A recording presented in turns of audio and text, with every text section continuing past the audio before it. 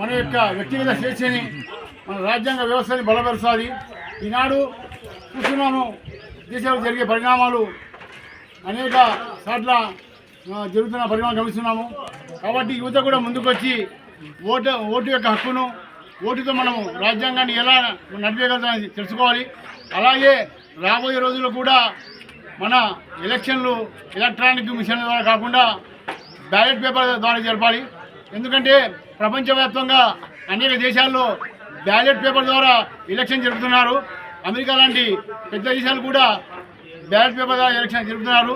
ఇప్పుడు ఏదో ఈఎం మిషన్లు అంతా ఈవీఎం మిషన్లు అన్నీ స్కామ్ అంటున్నారు. కాబట్టి మీరు నిరూపించుకోవాలంటే బ్యాలెట్ పేపర్ ద్వారా పోవాలి.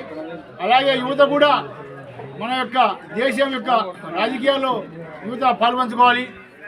దేశంలో జరిగే పోయే పరిణామాలకు యువత ముఖ్య పాత్ర పోషించాలంటే ఓటు హక్కు ఉండాలి. ఓటు హక్కు అనేది మన జన్మత రాజ్యాంగం కల్పించే హక్కు. ఈ హక్కు ద్వారా మనం ఏమైనా సాధించగలుగుతాము. అందుకే మరోసారి ఈ మన జాతీయ ఓటు హక్కు దినోత్సవం జాను ముస్లిం వేదిక తెలుపుతున్నాము. జై హింద్, జై కిసాన్, జై జవాన్.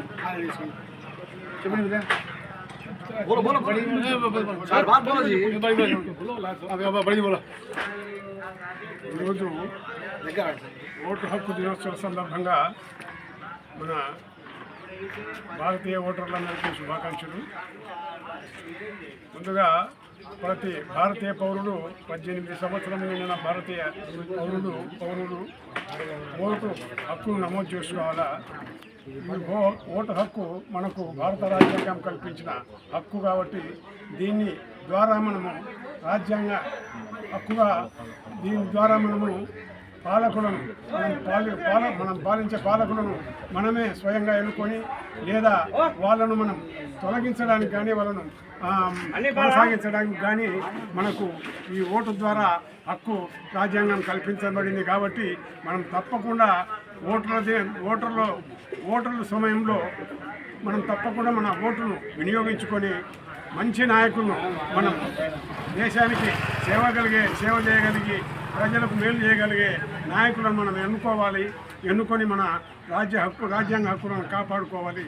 అట్లాగే ఈ మధ్యకాలంలో టౌన్లలో అంటే హైదరాబాద్ లాంటి మా రాజధాని పట్టణాల్లోనే ఓటు హక్కును వినియోగించడానికి చాలా బద్దకించుతున్నాడు ప్రజలు.